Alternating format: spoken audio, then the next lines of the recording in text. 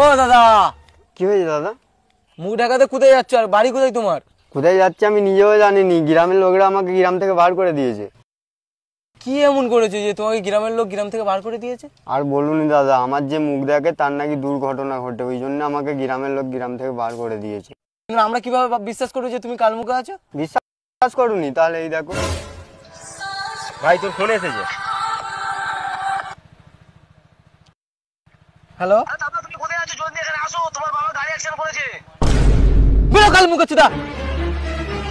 ভাই আমাদের তো অনেক শত্রু রয়েছে, এই কালমুকুটাকে নিয়ে যেতে আমরা কাজে লাগাতে পারি। হ্যাঁ ভাই, ঠিক বলেছিস। দাঁড়া, ডাক। দাদা। হ্যালো ভাই, তোর ফোন হয়েছে। হ্যালো দাদা, তোমার বউ অন্য জনের সাথে ধরা পড়েছে।